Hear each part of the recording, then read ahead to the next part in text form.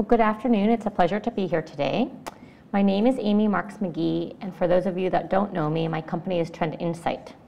Today's presentation, we're going to focus on pattern recognition and the importance of recognizing trends. So let's begin.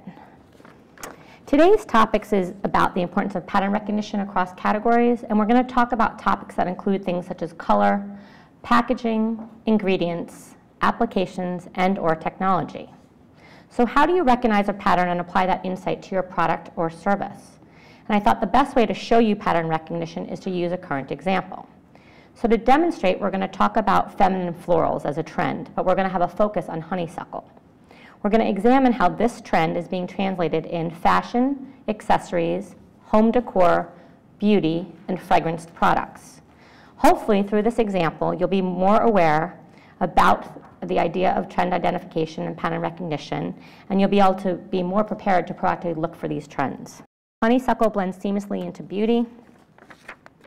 Iconic graphics continually communicate femininity, and cosmetics is no exception.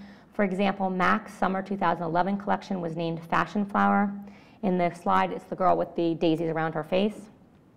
It's described as, quote, bloom brightly with a stylish fusion of the floral and the fashionable in the summer color collection that evoke the cool side of the hottest season.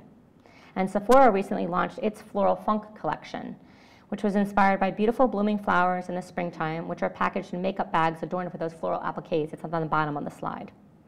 Now in cosmetics, it's all about the color honeysuckle, but when you move into personal care products, it's about the ingredient and the fragrance. Honeysuckle itself is an upright or climbing shrub cultivated for its fragrant white, yellow, or red tubular flowers. It has been traditionally used in Chinese medicine because of its anti-inflammatory, antibacterial, and calming properties. It's also often used in fine fragrance. Down into antiperspirant deodorant, you have Degree launching Nature Effects body mist in honeysuckle and tea tree. In hair care, there's Oscar Blondie. They have something called Locus hairspray. It's formulated with sugar because sugar is supposed to be an anti-static ingredient. They also combine it with honey for the shine. It leaves behind a subtle honeysuckle scent. Now, honeysuckle as a preservative is coming across in a couple of interesting products. So Skin to Skin Care Anti-Wrinkle Night Recovery Cream has a honeysuckle preservative system. And then Kaija Weiss Lip Tint and Blissful, they say it's practically edible because it contains natural rose, honeysuckle, and gardenia as preservatives with a creamy texture and a subtle scent of lemon. We're just going to take a brief look at the influence that fashion has on packaging and design trends. Well, a natural transition from fashion is shoes. So shoes are such an important aspect, it's no surprise where some of the inspiration for these fragrances came from. Like fashion shoes, fabric of these products plays a significant factor in the experiences that we have with them. So texture is an important aspect. And in response, we're seeing really unique fabric-inspired cosmetics. A few fun examples of packaging designs that at first look you're not sure what they are, but you know where their inspiration came from. So is this package a perfume bottle or a liquor? It's actually a liquor, and it's called Nouveau. It's the world's first sparkling liquor made with premium French vodka, sparkling white wine, infused with passion fruit nectar. And according to the company, it is housed in a gorgeous perfume-like bottle that adds flair and decor to any event. Is this mascara or a hair care product?